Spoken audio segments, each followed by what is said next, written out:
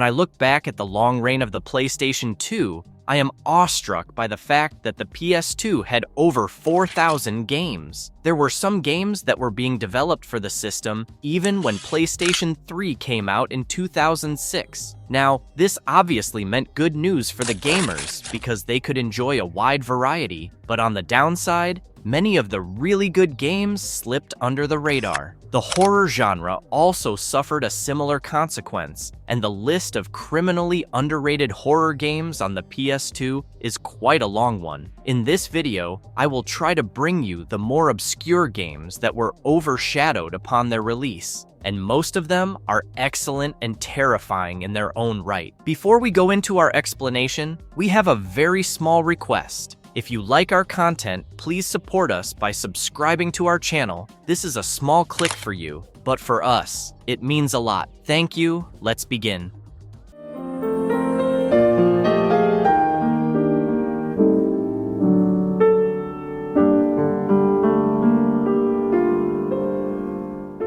Rule of Rose, 2006. This 2006 survival horror game was developed by Punchline and published by Sony Computer Entertainment for the PS2. The story was set in 1930s England, and it captured the plight of a young woman named Jennifer, who found herself drawn into a surreal, nightmarish world after she followed a mysterious boy to an orphanage. She was then tortured and tormented by a group of children known as the Red Crayon Aristocrats. The gameplay unravels her journey as she attempts to recover lost memories of her childhood through evocative storybooks and some symbolic episodes. During her ordeal, Jennifer was also forced into some humiliating rituals, and she always faced the threat of a monstrous figure called Stray Dog. Through a series of disturbing events and a maze of alliances and betrayals, it is finally revealed that the entire narrative is actually a recollection of real childhood trauma. Jennifer faces her repressed memories, and it is such a psychologically rich game that you will wonder how it remained so underrated. I am a fan of the surreal and allegorical storytelling that uses complex subjects like childhood trauma and abuse to create such an unexpected narrative.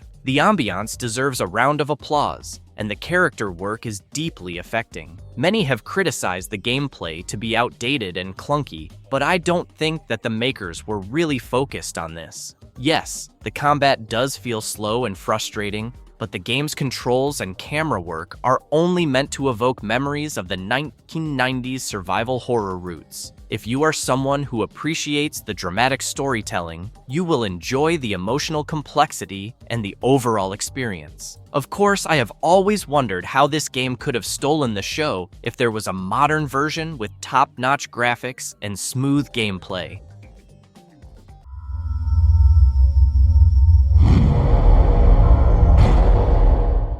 Haunting Ground, 2005. This is probably one of the more common names among the rare finds in this video, and this unique game from Capcom had the horror fans drooling. The story of this survival horror game picks up as a young lady named Fiona wakes up in a disoriented state in a dungeon within a grand castle. She only has a fragmented memory of a car crash that seemingly killed her parents, and now she manages to escape her cell and comes across an emotionless maid named Daniela. She then starts to experience the strange and creepy bits of the castle as she encounters her first stalker, the deformed gardener Debilitas, who is obsessed with Fiona. She also finds out that she is being hunted because of a mysterious power within her called Azoth. In the course of time, she frees a white shepherd dog named Huey from a trap, and she forms a bond with this new canine friend who helps her navigate the castle.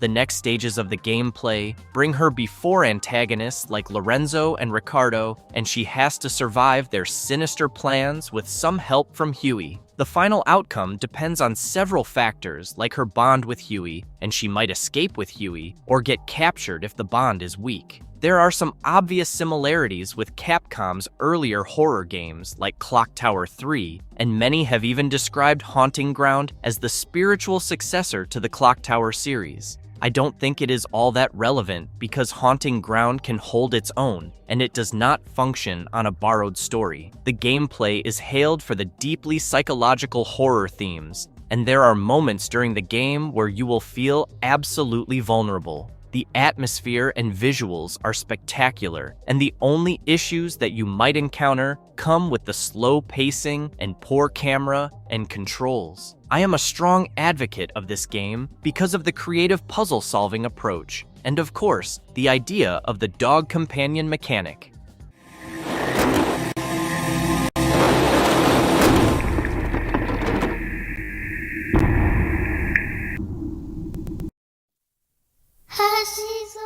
Kuan, 2004. Kuan is set in Japan's Heian period, and it focuses on the supernatural horrors within the Fujiwara Manor in Kyoto. The story of this game is split in 3 interconnected parts, and the common theme remains that of the protagonists getting entangled in gruesome rituals and monstrous transformations. The titular Kuan ritual is a dark ceremony that involves twin mulberry trees whose supernatural silkworms weave cocoons around the dead, which resurrects them as monsters that must merge with living beings in order to survive. This merging needs to happen 9 times to complete the ritual, which will then create a new mulberry being. Behind this ritual is the ambition of a powerful sorcerer who experiments with the ritual on his family and the Fujiwara household. The game ends on an ambiguous note as the ritual is seemingly interrupted, but the cycle is not fully broken.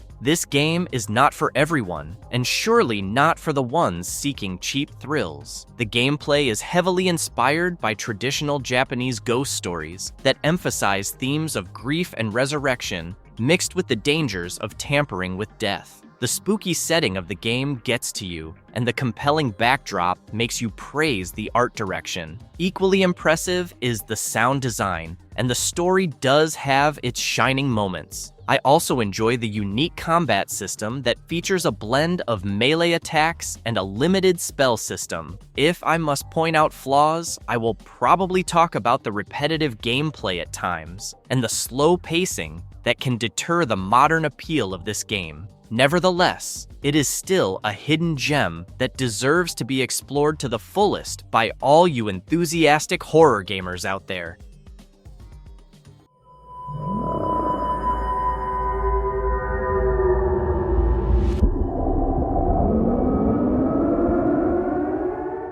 Siren and Forbidden Siren, 2003. Developed and published by Sony Computer Entertainment for the PlayStation 2, this survival horror stealth video game went by both names, Siren and Forbidden Siren. The story of Siren is also not something that you come across often, because it is told through the alternating perspectives of 10 survivors. These survivors are students Kyoya and Harumi, Professor Tamon, Priest Kei Makino, Teacher Reiko, Celebrity Naoko, Hunter Akira, and the visitors, Shiro and Risa. They all navigate through a supernatural disaster in the rural Japanese town of Hanuda, and the survivors now try to escape from the town, while also attempting to understand what really happened in the days following the disaster. This particular disaster started off as a mere earthquake, but it turned out to be something far more sinister when the people infected started to become extremely hostile towards the non-infected.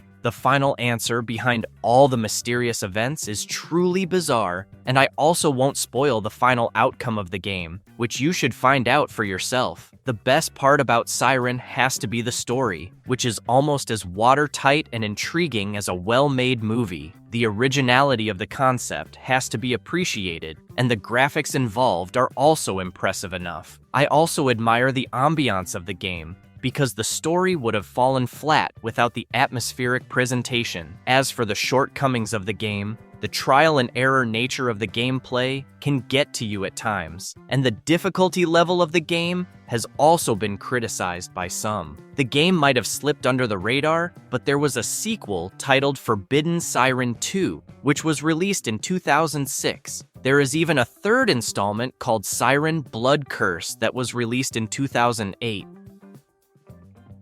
I never got to snuff a woman. You know, you get innocent guys in here, shooting innocent until presumed guilty. The Suffering, 2004, Surreal Software developed this first and third-person shooter horror game for the PS2, Xbox, and Microsoft Windows. The Suffering centers on the story of Torque, who is a prisoner on death row for murdering his ex-wife and 2 children. However, Torque has no memory of ever committing this crime. When he is brought to the Abbott State Penitentiary on Carnot Island off the coast of Maryland, an earthquake hits the island. Meanwhile, the prison facility is attacked by certain supernatural threats that come from the secret history of the island. As Torque tries to find his way to freedom, he also has to conquer his personal demons while he seeks to find out what really happened to his family. There are 3 different endings to the game depending on the choices made by the player, and each version reveals a different version of the murder of Torque's family. Stan Winston Studios helped with the game's design, so I don't think I have to tell you the game looks visually stunning. Many have complained that the game is not sufficiently scary, but they are probably anticipating a survival horror game, which this one is not. I am a huge fan of the creature designs in the game, and this is largely because of the creature design expert Stan Winston's studio at work. The morality system of the game can be very interesting because it determines the ending in a way, and the overall tone of The Suffering leaves you with nothing to complain about. While it slowly disappeared into the underrated territory, the game was still a commercial success.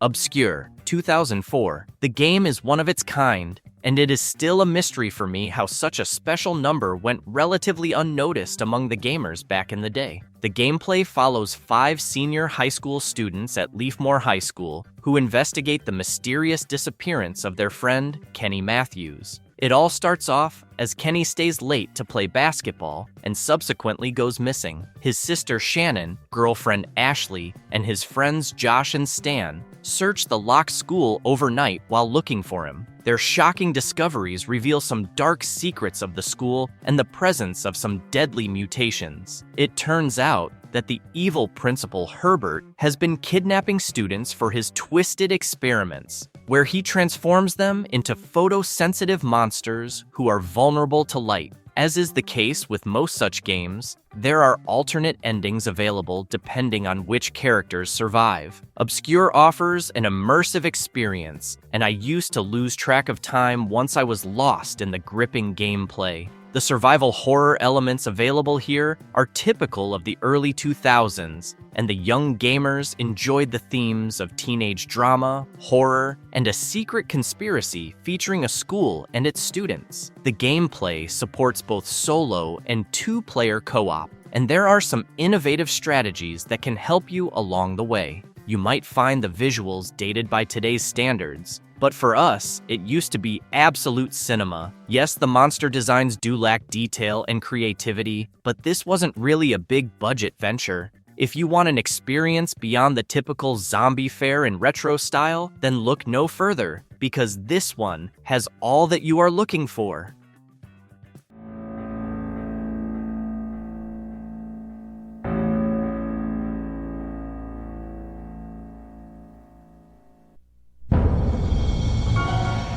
Echo Night Beyond, 2004. This game has a nice blend of sci-fi and survival horror with a side of adventure, and it was developed by From Software. The narrative is set on the moon in the near future, and the gamer has to take control of Richard Osmond, who is a newlywed traveling with his wife Claudia to celebrate their honeymoon at a lunar resort. However, things go terribly wrong for Richard after their shuttle crashes during approach, and he is separated. He ends up at an abandoned research base on the moon that is haunted by the restless spirits. As he explores the station, he encounters several ghostly apparitions that are tied to the crash, and also the dark history of the abandoned base. The narrative is shrouded in mystery, and one of the endings even reveals that Richard is actually an android, and there are some complex truths around the crash that are involved in the gameplay. The goals in this eerie gameplay are simple enough. You have to avoid the ghosts due to the lack of weapons and an increased heartbeat that can be fatal. Also, you have to solve the puzzles and riddles along the way that slowly shed light on the actual reality. This underrated classic is often regarded as a unique but divisive survival horror adventure game. The atmosphere and story are the crowns of this game, but the comparatively slowness of the narrative and the limitations in the gameplay are seen as the major flaws. I am awed by the creepy and desolate lunar base setting that combines sci-fi and horror like you see in some of the finest movies of this genre. The detailed sound effect adds to the charm of this setting, and the ambient noises are nicely handled. The old-school style ghostly adventure can be quite captivating, and I also find the story of the game to be emotionally engaging. I would have loved more elements of combat because not being able to fight the ghosts feels helpless, and the horror sequences could have been planned better. All in all, the game still deserved to be hailed as a popular hit from the PS2 era, but went under the radar unexpectedly.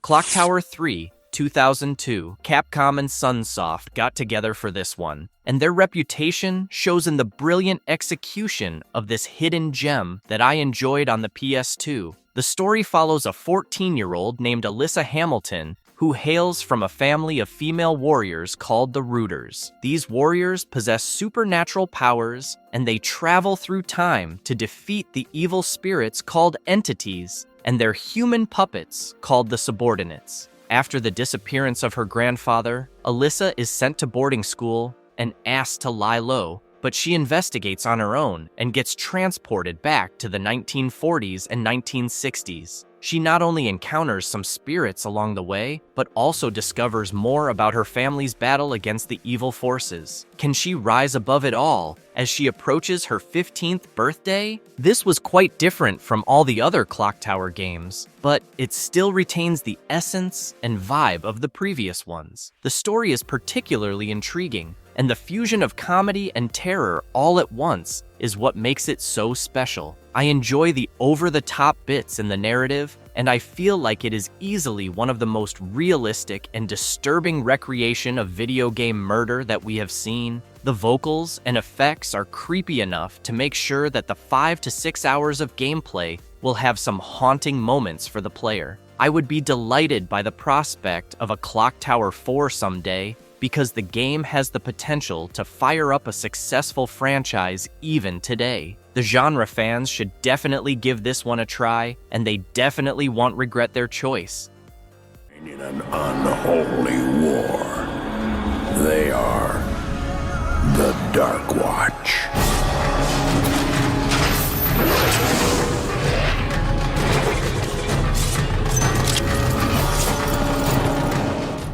Dark Watch, 2005. This first-person shooter horror game was developed by High Moon Studios, and it was published by the famed Capcom in the US and Ubisoft in Europe and Australia. As for the story, we are introduced to the exploits of a former American Civil War veteran and wanted outlaw named Jericho Cross. He is a part of an ancient vampire hunting order called the Dark Watch, and his story takes an interesting turn after he unknowingly releases the Dark Watch's greatest enemy, a vampire lord named Lazarus Malkoth. To add to his troubles, the elite operative Jericho is also turning into a vampire himself after getting bitten by Lazarus. What follows next is his struggle for humanity and his descent into darkness, and the course of actions are largely determined by the choices of the player. The entire narrative is set in 1876, and the visuals justify the period drama nature of the game. You can easily tell that Dark Watch comes from the stylish and easily digestible era of FPS, and there is not much glamour in the gameplay. I enjoy the two-gun loadout and the run and gun gameplay like in Halo, and it is fairly simple to understand even for the beginners. The graphics are pretty good for the time, and you just cannot ignore the banger soundtrack. If the presentation was better, it could have lived up to its true potential, but it is still good enough to warrant a playthrough that will be enjoyed by even the most casual first-person shooter fans. Sometimes, even without being a showstopper in the genre, a game can be just as memorable, and Dark Watch is a great example of that.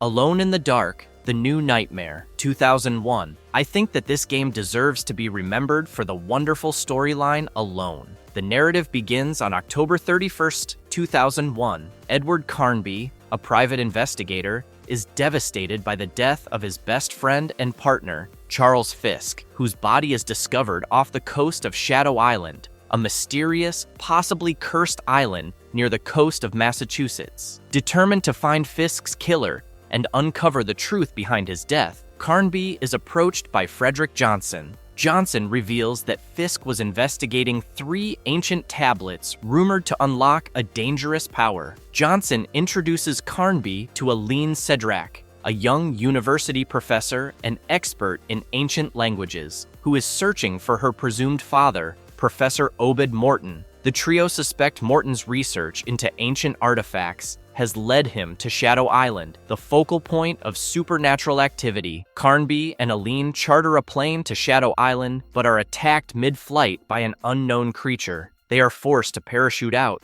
landing separately on different parts of the island. Carnby in the dense woods near a mansion, and Aline on the mansion's roof. From this point, the player can choose to play as either character, and their stories intersect at key moments. Both protagonists eventually discover that Shadow Island is home to the Morton family, a group obsessed with the occult and the so-called world of darkness. The Mortons have conducted bizarre experiments on people, hoping to open a portal to this otherworldly dimension inhabited by shadowy reptilian creatures. The island itself acts as a gateway between our world and this nightmarish realm. The game generally received extremely favorable reviews, and it is a pity that people soon overlooked this solid entertainer. It did sell almost 1.4 million copies, but there were many others in the market, and the attention of the gamers drifted steadily enough. The eerie graphics can pull you into the spooky environment, and even though the gameplay can be confusing,